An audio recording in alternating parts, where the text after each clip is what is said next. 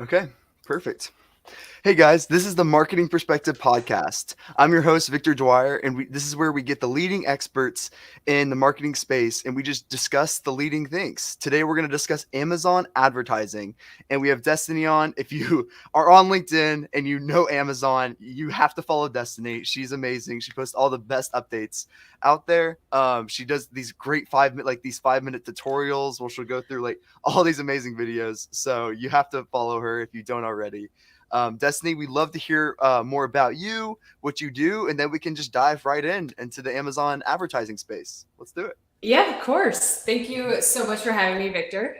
So, quick background on myself. I've been managing Amazon advertising initiatives for, I think, 5 to 6 years now, which is a long time in this space, in all honesty.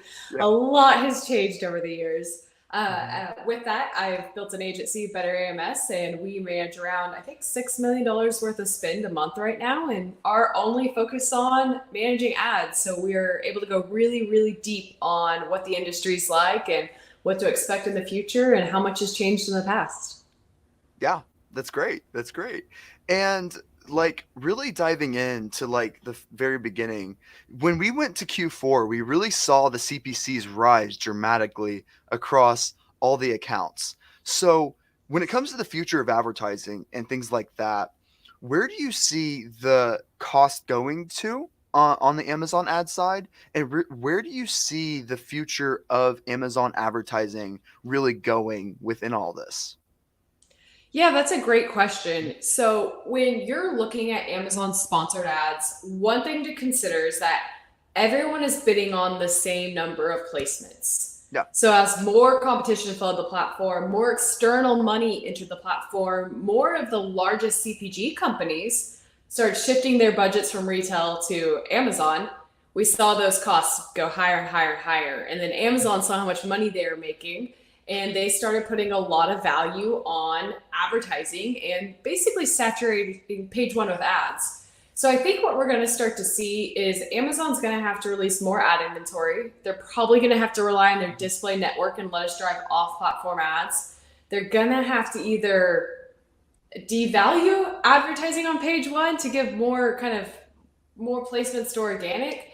But with all of that, I think we're going to be able to see CPC stabilize on some of the other placements. But I think top of search is going to continue to be very expensive because it's the best placements on the page. It's better than an end cap, better than a billboard. You're able to place an ad directly when someone's looking at buying your product.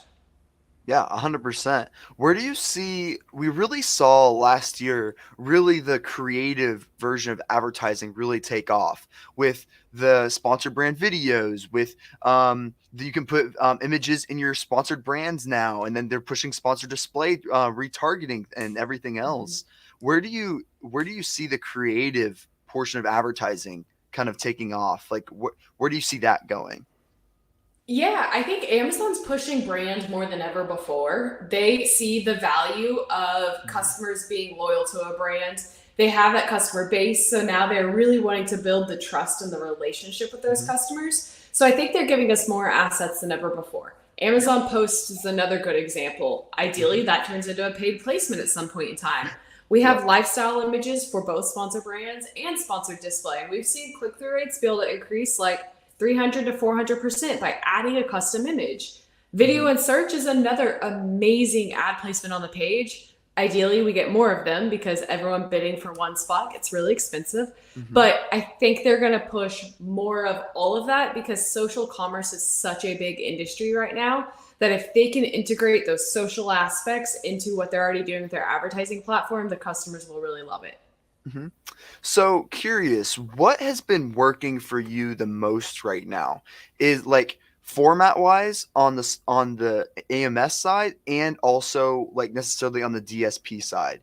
Like is it like what we saw on our side was the sponsored brand videos start to be becoming a lot more expensive now Mhm. and being a lot less profitable. So we had to divert more of our budget toward other placements for most of the clients. So what do you see that's working right now for the most part, format wise, where a lot of people aren't spending the most money right now? And that is pretty profitable right now.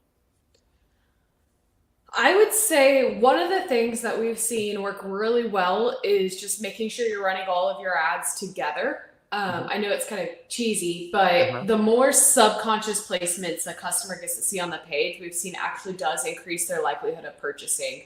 So we've been basically testing everything. We've been making sure we have the headline search ads. It's the first thing a customer sees. Yep. We then want to make sure we're showing up on all of our competitors' product detail pages because customers like window shopping on Amazon because they're looking for price point reviews and all of those factors. Making sure we have a video ad showing because that's one of the highest click-through rate placements on the page. And then sponsored display remarketing is such a huge call out because initially when it was rolled out, we didn't have a lot of look back windows. It was kind of like, oh, we can remarket for 7 days, but who goes through a product in 7 days? So if you're pushing search really hard and you have very expensive CPCs, you want to make sure you're continuing to serve that customer an ad until they purchase. So running remarketing on everything high ticket, everything with a replenishable or a high lifetime value is done really, really well. It's just a little bit harder to scale remarketing because it's limited to the amount of volume you're driving to your listing in the first place. Yeah, that's true. And that's why it's also important to do like the consideration campaigns on like the DSP side sometimes. What is your opinion on DSP ads? I'm just curious compared to like the AMS portion. Do you see as DSP typically works better, works worse? Like, what's your opinion on that? I think that Amazon's going to continue dripping out more targeting from DSP to sponsored display because right now DSP is such a high barrier to entry, right? You have to have an agency that has a seat or you have to work with Amazon. You don't get to see your own data typically. It's like a $15,000 minimum, upwards of $35,000 now if you're working with Amazon.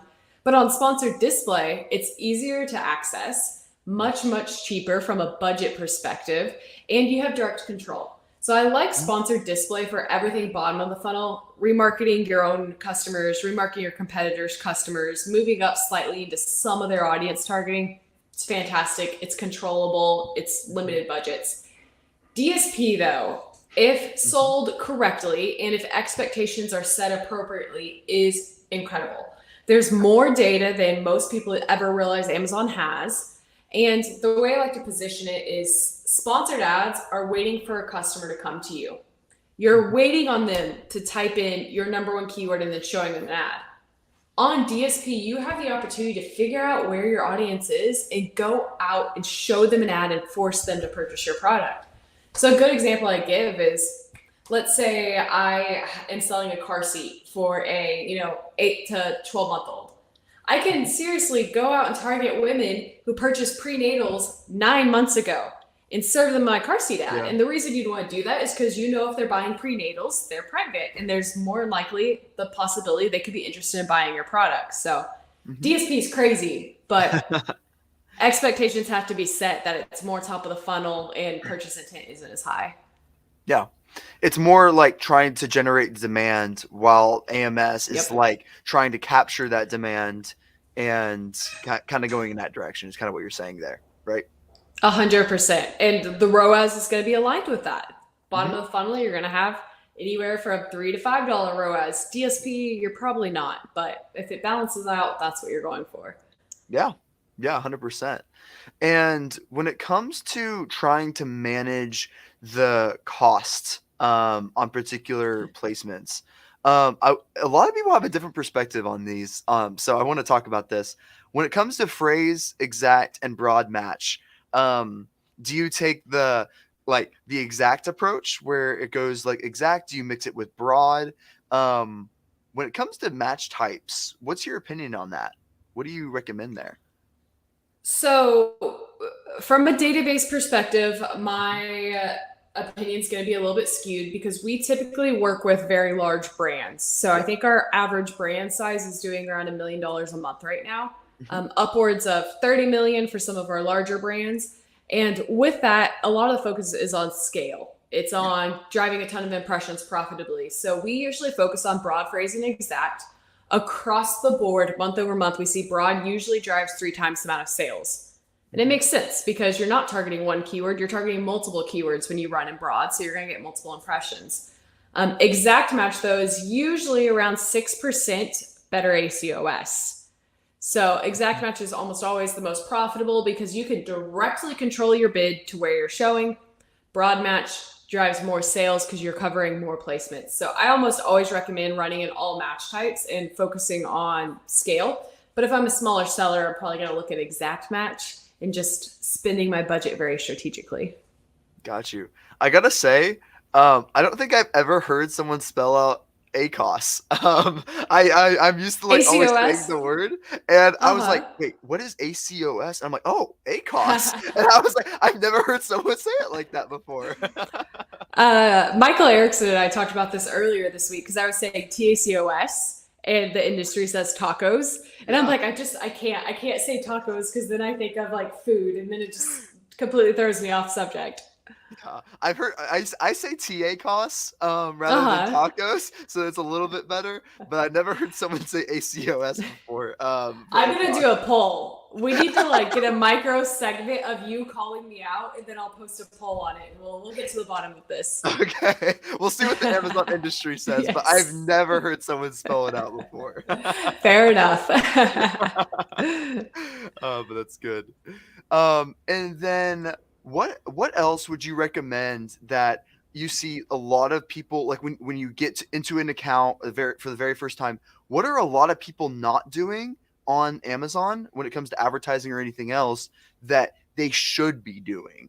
That you're saying like, okay, wow, no one is utilizing this either placement, this feature, or whatever it may be that most people need to be doing. I'm gonna go like really, really back to the basics on this answer, and Mhm. I could talk about some of the fun, shiny things, but those are gonna be incremental. Going back to the basics, with CPCs rising and Amazon getting more competitive than ever before, I think there's two big things. One, they don't understand bid optimization. Yeah. I I kind of have this statement that you can have terrible keywords, but if you have good bid optimization, you can still drive a solid ACoS. On Hmm. the flip side, if you have amazing keywords but poor bid optimization, you can have a terrible ACoS. Hmm. And the reason being is your bid is really what controls your outcome. I've bid on a keto product and I chose to search from Whole Foods. Some correlation, but it's obviously very broad top of the funnel. I had a 1% conversion rate, one click or 100 clicks in one order. So absolutely terrible, right? But I had a Yeah. 10-cent bid. So my conversion was profitable. So when Hmm. people start understanding that and understanding that bid management is the fundamental dynamic that's probably going to make their PPC profitable or not, that's super, super important. And then the second big thing that we're definitely seeing in this space is a focus on conversion rate more than ever before. 5 years ago, you can bid on 1,000 keywords and it was only going to be like 20 cents. So even if you didn't convert well, it was probably still going to be a good ACoS. Nowadays, everything is getting so much more expensive that if you're not converting well, you need to take a look at your listing and take a look at your keywords and say either I shouldn't be bidding on these keywords because my customers don't think it's relevant, or I need to take a look at my listing and figure out why my most important keyword has a terrible conversion rate. Yeah, 100%. And when it comes to conversion rate, we really do have the easiest job in the world because like on e-commerce site, like you like a really good landing page, like at a 3% conversion rate is like amazing. Like you're throwing Mhm. parties, everyone's jumping up and down, everyone's happy. And then on Amazon, a low conversion rate is like 20%. You're like, okay, you need to do some optimizations. So with a 20% conversion rate, like we have the easiest job in the world when it comes to driving things and trying to get the most sales. There's such high purchase intent. It makes our lives so much easier with everything going on the Amazon ad standpoint. So it's a lot easier to drive traffic. 100%. And from the advertising side, if you Yeah. think of what a regular funnel looks like on Facebook or Instagram, you have a creative or a video ad, and then you have copy that you have to write for that, and then you have to drive them to a landing page. On Amazon ads, you have like none of that. Yeah. So, as an advertiser, if your conversion rate is bad, it's typically due to the listing because Yeah. I don't have a lot of creative control over that funnel. So I can't influence someone's opportunity to convert better or worse, unless maybe I'm running a video ad or a really good custom image. Yeah. At what point do you say to the client, like, have you ever requested like, hey, this main image needs like updating. Hey, you should rebrand the look of the product, like whatever that may look like. Have you ever had to say to a client like, hey, this needs to be updated or optimized, or do you wait for like infographics to have a fully optimized listing and then you advertise? What does that process look like? So typically, we want to make sure we have a fully optimized listing before driving traffic to that listing. Hmm. There's a few different things that we're really going to take a look at. Brand metrics is one of my new absolute favorite tools in the ad console because that helps us paint a better picture to the client. Because now I can go in and see what my category average is versus my category top. So if a brand comes to me and they're like, hey, we need to spend more money and be more profitable, the first thing I look at is brand metrics. I'm like, okay, we can drive more traffic to your listing, yes, but your conversion rate's much lower than your competitors, which means all that extra traffic we're driving is just going to be turned away because they're not going to like your listing. So that's something that we've really focused on, is trying to make data-based decisions to have that conversation.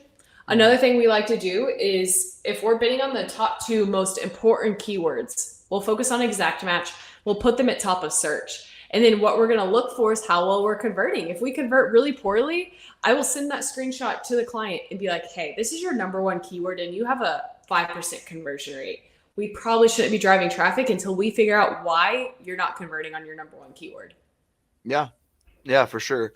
And at one point, it could be like also like price competitiveness is a big issue for some people. What would you say for a product that is that more premium version of on Amazon, and where they might be like 50% to 100% higher than their competition?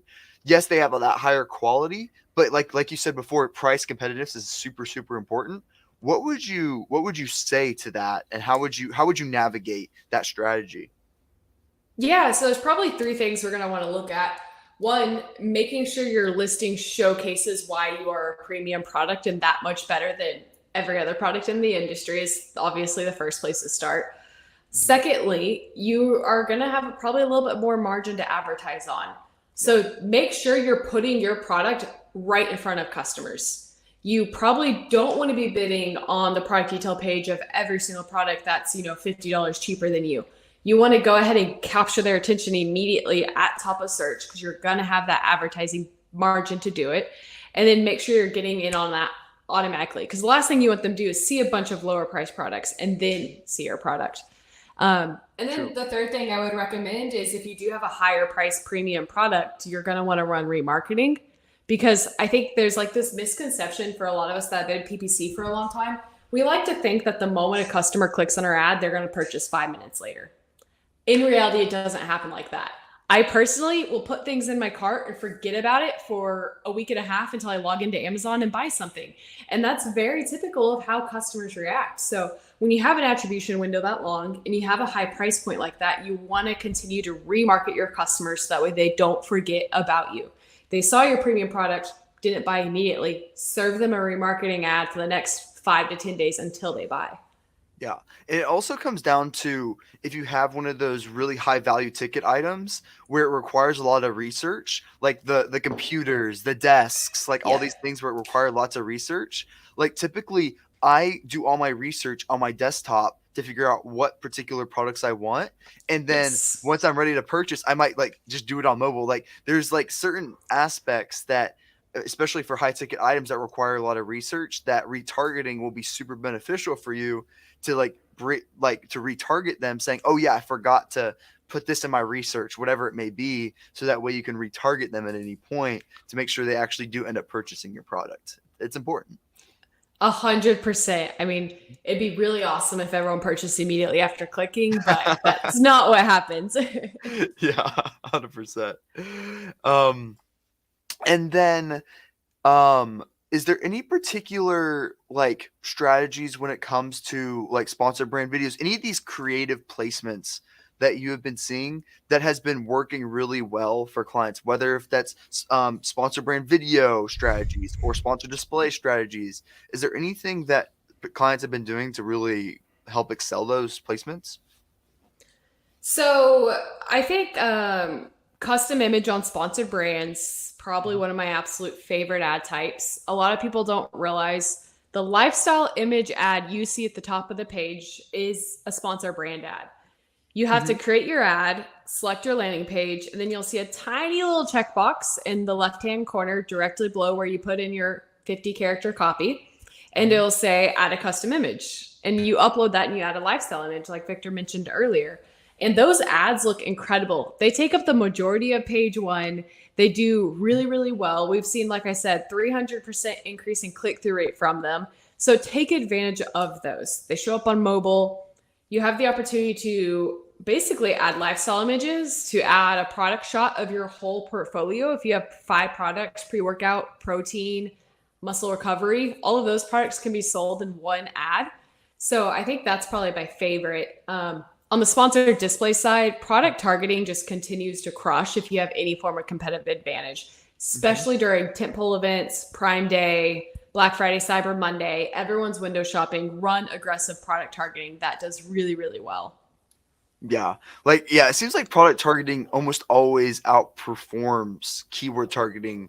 Like lately, like for the most part, it's either like due to either some Amazon algorithm type of thing, or either that, or just a lot of competitors aren't spending a lot on product targeting. Why do you think it does perform so much better in general?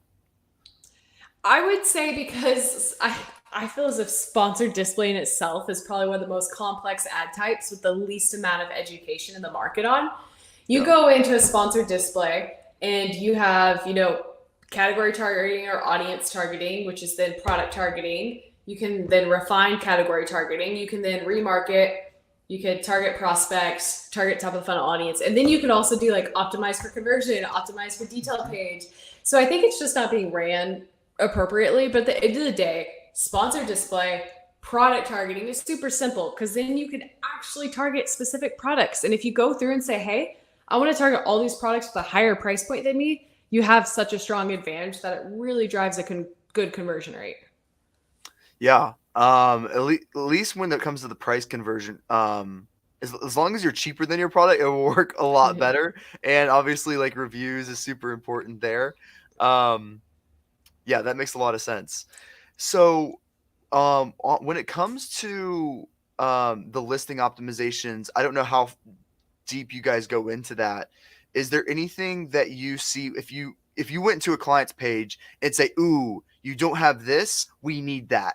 Is there any particular, like, it could be infographics, it could be certain bullet points, certain titles. Is there what is your like requirement of a product page that you say, okay, we need this before we can advertise? What would you say that within a product page on Amazon?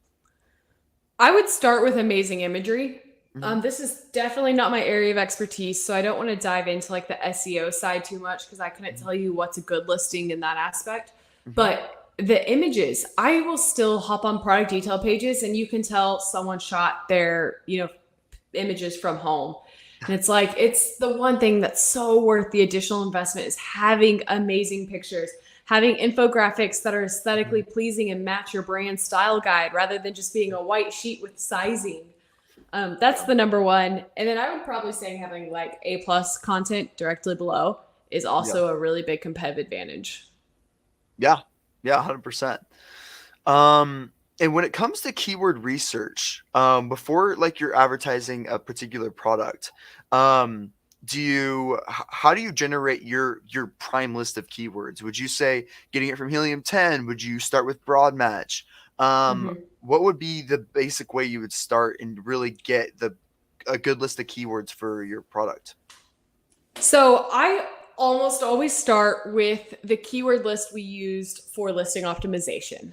So when you're fundamentally looking at Amazon strategy, the reason you invest in keyword research before writing your listing is because you need to know what you want to rank on and where algorithmically you're trying to place yourself. So we always take that list first so we can make sure we're putting like double exposure into what's already going to drive success for the listing. We want to drive an exact match, a lot of traffic to our top keywords and double up on that. Once we start driving data and starting to understand how we're converting, then I'll start expanding into other match types. I don't like starting, shotgun approach, throw a bunch up on a wall and figure out what works. I want to send the best signals to the algorithm. That's, hey, these are the 10 keywords I'm trying to rank for. Let's go incredibly hard on those keywords so that way Amazon doesn't get confused on everything else I'm trying to bid on. Yeah. Yeah, 100%. And have you ever been in a situation where, whether it's a super competitive category like supplements or whatever it may be, where you had to bid over 100% ACoS and really go the lifetime play? Because there's certain category supplements where all the competitors are going for 300% ACoS, and Yep. where it's just so competitive where they go all on lifetime value. Have you ever been in a situation where you had to really go in that direction just from how competitive it was? Yes, 100%. A few scenarios I'll give is, we've bid $30, $40 bids. Like we've seen Wow. CPCs get that high for Crazy. 24 hours. Like we've spent six figures on those types of bids. But Mhm. the one thing that was really eye opening for me is we had a really strong lightning deal, and we were trying to win top of search throughout the whole format of the deal. So we spent $7 cost per click on one keyword. This one keyword was our most important one, and we wanted to go incredibly hard.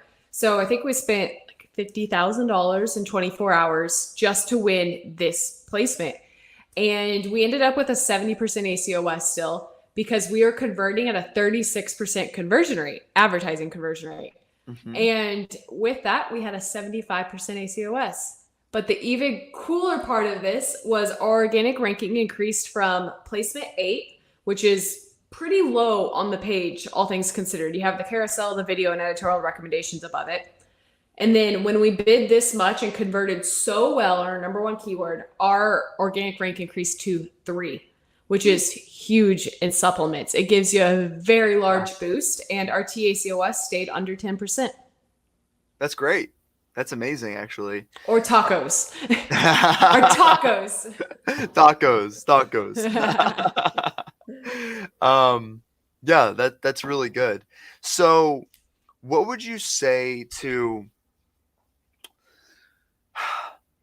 like, okay, so that was on a lightning deal, but it sounds like you're really going for like 10 particular keywords, and you're really trying to tackle them rather than like maybe going the broad match and finding more longer tail keywords, which is a little bit different. So do you really try to narrow down the really basic keywords to go after? So rather, let's just say, we'll say hair supplement. So, like, would you rather go for and tackle all the long tail keywords off hair supplement for women, hair, like tackle all those, or are you focusing on the top 10 most relevant keywords and really pushing those? What's your perspective on that? So if I'm a large brand, then I have the budget to do both. Yeah, sure. But how you want to do it is strategically, you're focusing on your top 10 keywords for ranking, which means you're not optimizing for a low ACoS. Like that's not going to do you any good. When you're bidding on your top 10 most important keywords like biotin hair supplement, those things, you bid high, you win top of search, and then you see how well you're converting because that's going to give you a really good picture on how your organic presence is, whether or not your ranking is going to increase, and it's going to drive a lot of long-term value. But then you take the rest of your budget to focus on long tail keyword research. You run the auto campaigns, the broad, the phrase, you scrape your search term report, use Helium 10, use brand analytics, look at your product targeting. And you focus on all of those campaigns with optimizations with the goal of profitability. So we try to strategically create separate campaigns for separate goals. So we have our ranking campaigns, which is only going to be our top 10 typically. And then we have all of our other campaigns, which are profitability focused. So our overall goal is to hit that, $2 to $3 ROAS, whatever the brand wants. But we're not just going to throw up a bunch of money and optimize across the board because on Amazon, you spend more money on ads, your rank increases. So if we spend that money in a very good spot, then we have the opportunity to see a very strong top line sales increase. Yeah, for sure. And what metric are you looking at? So it sounds like you're talking about a lot more about conversion rate on the ad. Is there any other KPIs you may like click through rate? Is there any other decision making metrics that you look at saying, hey, our click through rate for this product is not as good, or our conversion rate isn't as good? Is there anything else you're looking at there, seeing if it's performing good or not? I rarely look at click-through rate as a overall performance metric because there's very wide variance in what you're targeting when it comes to click-through Sure. rate. Yeah. So if you're targeting something broad, your click-through rate could be terrible. And we're understanding of that because we're wanting to target something broad. So since I have little control over that, I very, very rarely use click-through rate. My focuses are usually on conversion rate. That's kind of the most important across the board. And then CPC, because if you pull like your search term report, your impression share report, it's really easy to kind of analyze your CPC and your conversion rate to see where you have room to grow versus where you're doing well, but it's going to be expensive. And then clicks is kind of an important variable. I don't use it for any top line analysis, but it kind of lets you know where your bid is relative to the market. Impression share is a huge one when it comes to winning more market share long term and for a lot of our high LTV products. Those are probably the core focuses. So TACoS is a big one as well because that helps us. Your advertising can be running absolutely amazing, and then you take a look at your TACoS and it's 20%, which tells you, oh, your organic is not good or you're over leveraged somewhere. So that's a good one. Yeah, can you go into whatever TOS? I don't even know how to say it. Can you go into tacos or ACoS yes. for the audience to kind of see like what's your perspective on how you analyze tacos and seeing like how just talk. Can you go more into depth in that? Yeah, 100%. So when we're looking at tacos, the industry average we usually see is anywhere from 5 to 10% in a really healthy account. If we see tacos less than 5%, that usually tells us we're doing really well organically, but there's a lot of room to grow because they're not spending enough on ads. If we see that they're anywhere from 10 to 15%, that usually tells us that they're potentially over leveraged on ads or their organic ranking's pretty poor. So marginally they're in a tough spot. Anything over 20% is kind of just a red flag because they're probably not making money. So it's having that conversation. When we're looking at TACoS, though, I think it's important to consider the metric is Amazon advertising divided by organic sales. So there's two variables to the equation. A lot of people only like to look at one, which is usually the PPC side, because PPC is kind of always this will make my brand amazing, take it to the next level, or the reason my brand's failing is because of my PPC.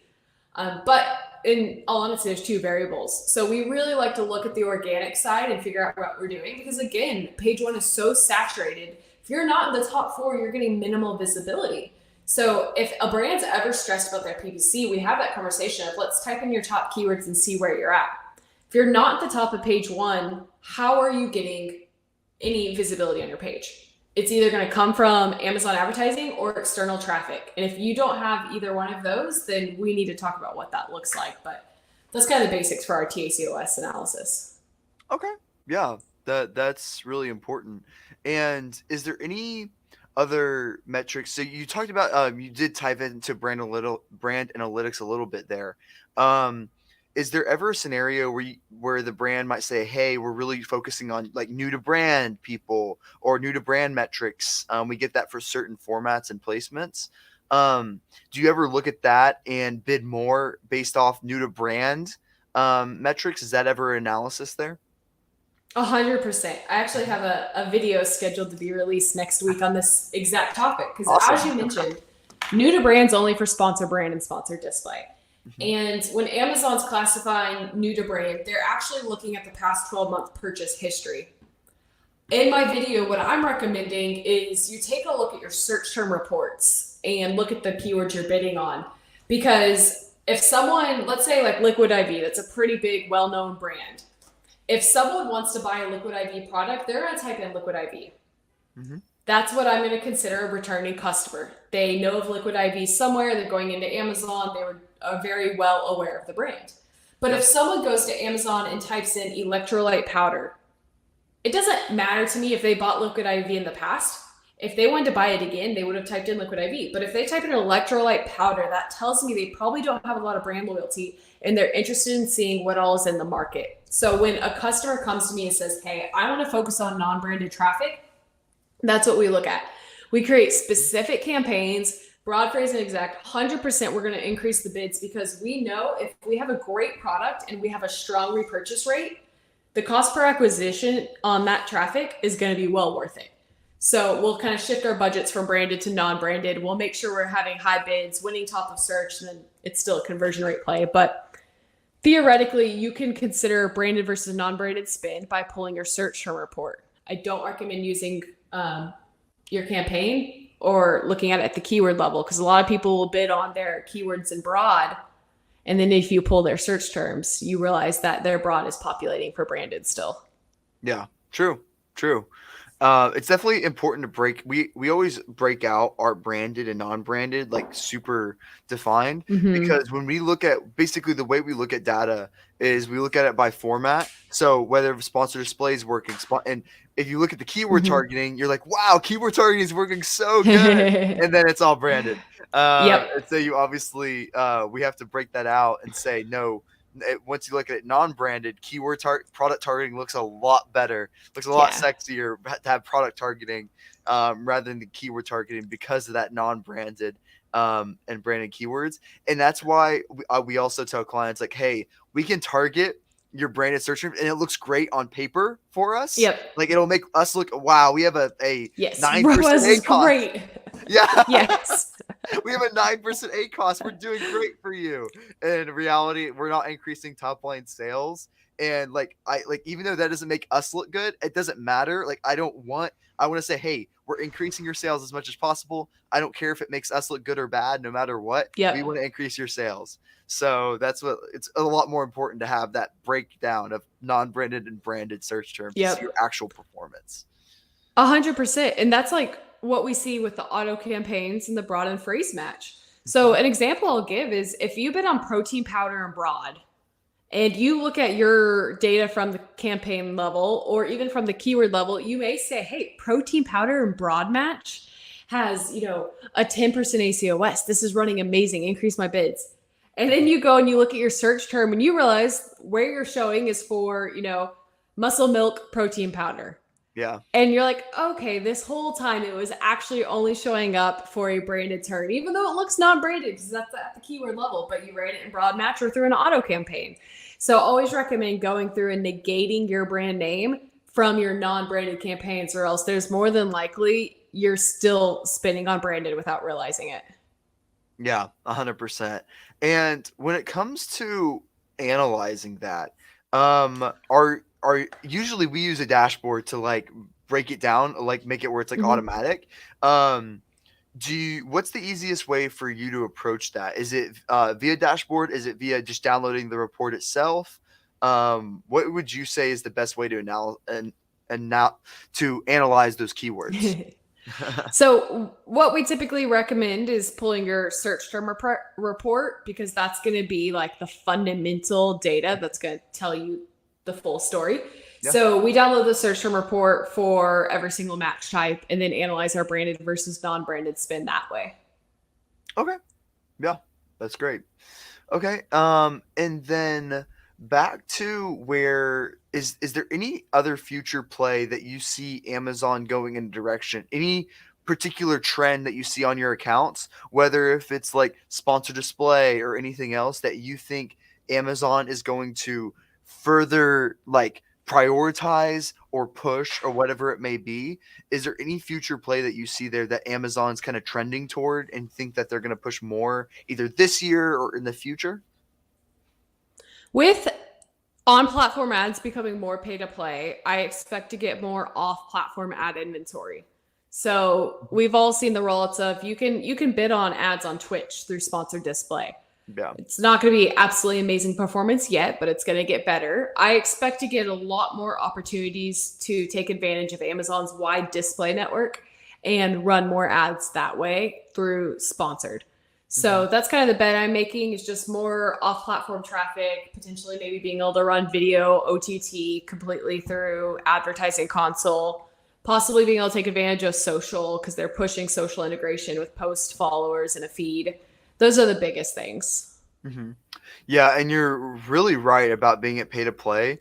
There's like this tool where you can see like how much was organic like it was like a year ago, the sponsored to organic ratio was about like 20%. So if you had like, let's say 100 organic placements, 20 of them would have been sponsored essentially. Uh-huh. And now we're like on these really competitive, we're talking about like 50-60% sponsored placements, Yes. and like that's insane. So like those, it's basically goes like sponsored brands, and then you have to go like through 3 or 4 sponsored products, then you'll have 3 organic, and then you'll have sponsored brand video, you'll have editorial recommendations, you'll have Yes.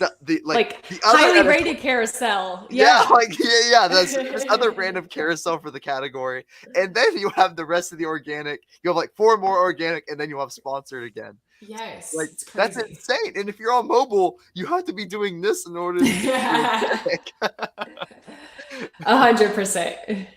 Yeah, and it makes it like where it's going to be super important. And now that they're adding more and more of these placements, it's going to get more and more competitive, because they said it was like a Yeah. $30 billion industry now, something like that. And it's going to be way more pay to play in the future for Amazon ads, which is going to be bad when it comes to the cost per click side. Yeah. Which will definitely hurt profitability pretty soon. I assume this Yes. Q4 is going to be a lot less profitable when it comes to the advertising from how much brands are pouring in the money. What do Yeah. you think? We're already seeing a rise in TACOS. Mm-hmm. I think it's just a natural progression of the industry. I think Yeah. Amazon started as the anything, everything store. Yeah. Basically, anything you needed, you could find. And then people loved it. Customers loved it. They really ramped up their volume and their customer base. And then they realized, now that they have this brand loyalty, my customers don't love getting crappy private label knockoff products. Mm-hmm. And once Amazon realized that, they've made this shift to focusing on only the best of the best. And a lot of the largest CPG brands have that proven presence in retail that customers love their products. So I think it's just an inherent maturity in the platform that it's becoming more pay to play, because you have bigger and bigger brands being more adoptive of the platform. And Amazon had to go through that progression. In order to build their initial customer base, they had to have a competitive advantage over stores. What was that? Having more shelf space and more products. Now that they have that customer base, it's the next transition. Instead of giving everyone everything, let's only give my customers the best of everything. And that's where we're at. It's natural. Yeah, definitely.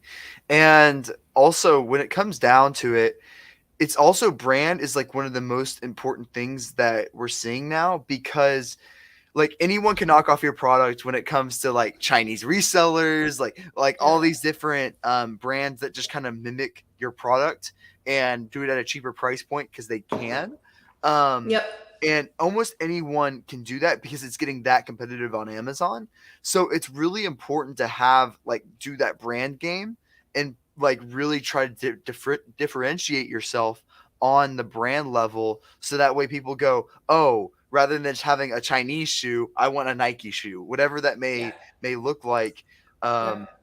it's really important to differentiate yourself and really play that brand game, so that way you actually have a unique product at some level for there. Yes. Yeah, and you have a specific audience, because at the end of the day, you're probably never going to be able to match budgets with some of the largest brands in the space. Yeah. So, with the platform inherently becoming more pay to play, it's not that Amazon is doing anyone a disservice. It's they're doing their customer base a really good service and only trying to give them the best products. So, if you don't want to compete with the large brands, find a way to differentiate yourself. 100%. And that's where external traffic is going to be really, really important.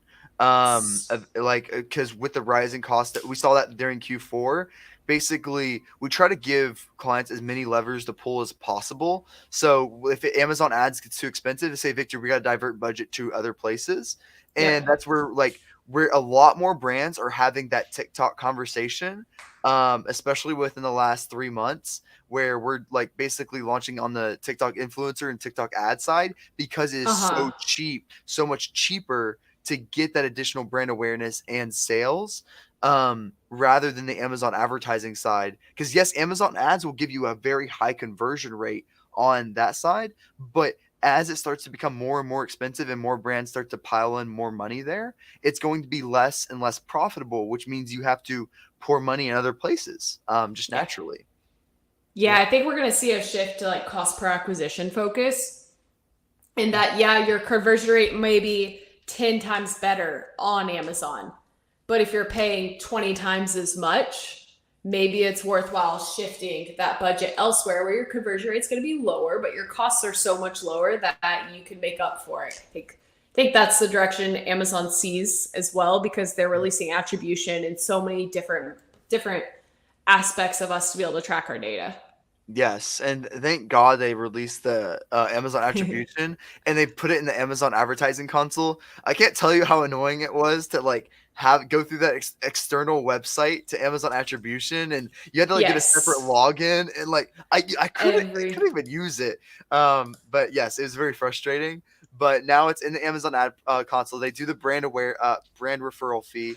So basically, Amazon only takes a 5% cut if you send it through a brand referral link, and Yeah. that's huge. And depending on if you have FBA fees or not, but when Amazon only taking 5%, that's really, really good. And you get that really brand lift, that sales lift, sales Yep. velocity lift there too.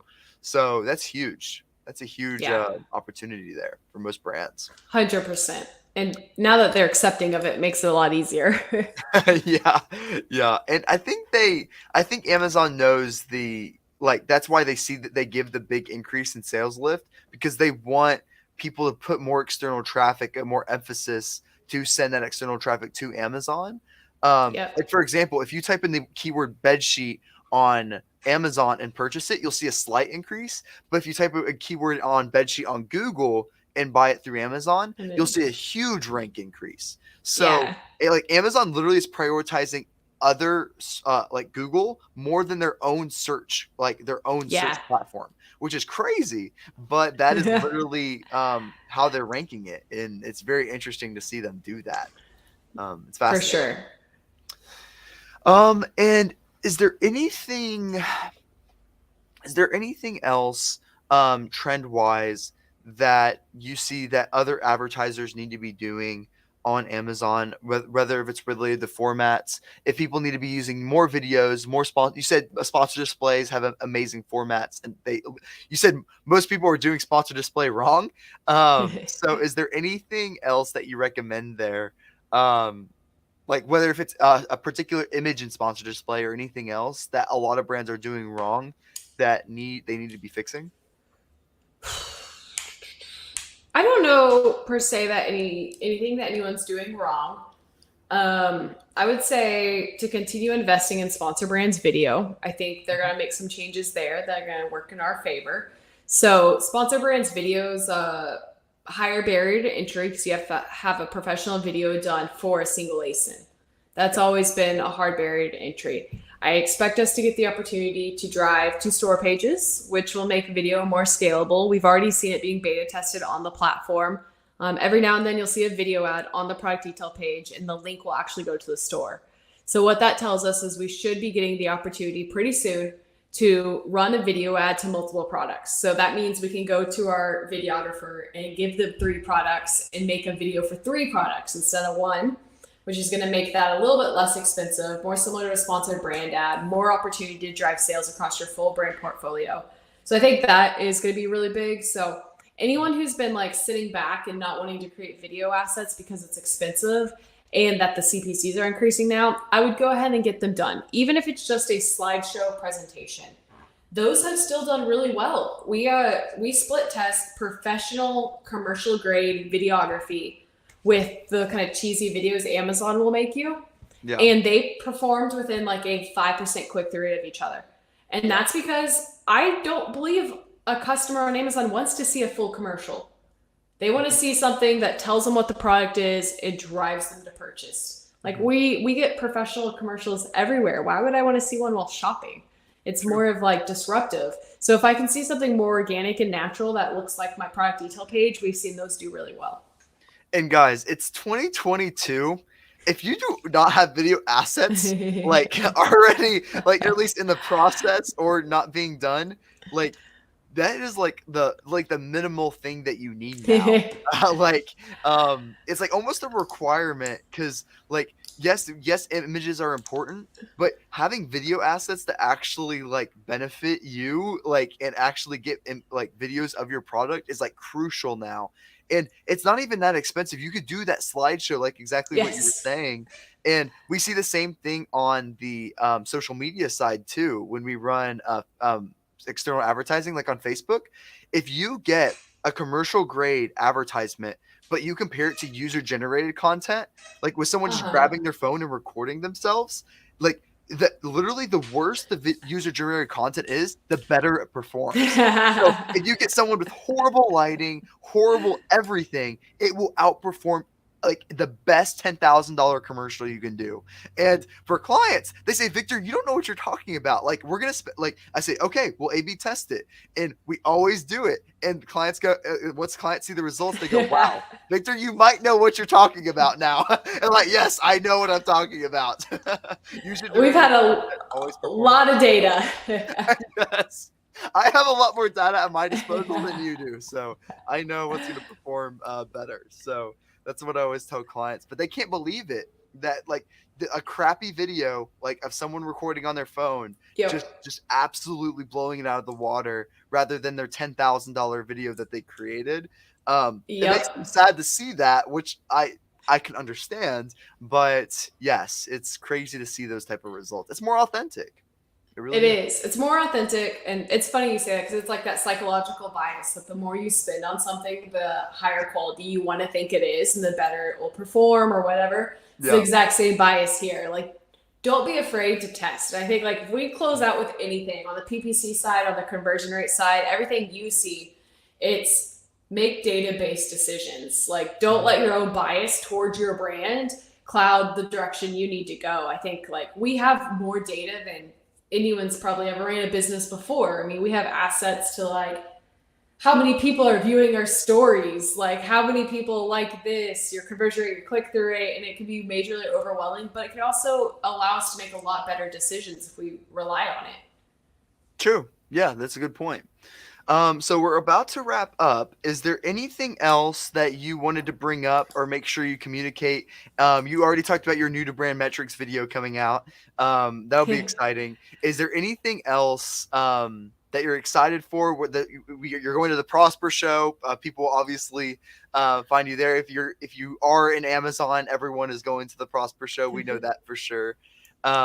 Is there anything else coming up that you want to bring up or anything else there? Nothing too much. I'm very curious on our poll on how many people say ACoS. That's something I need everyone to vote on. It's gonna take. I've been saying it for like 5 years now. It's gonna take some time to break that habit. If I'm proved like, oh wow, I'm the only one. Other than that, I just want to give a shout out to both of like our LinkedIn's and say like if you have any questions, anything from this video you're not sure of or you need a deeper understanding of, like feel free to reach out and me or my team will try to give you an answer to really help make a decision based off your business rather than just listening to some blanket advice you heard on a random podcast. Like if you're unsure, ask away and we'll try to get it answered. Yeah. Okay. Yeah, that sounds great. And how can they find you? We all know that you're on LinkedIn and everything else. Tell the audience where they can find you as well.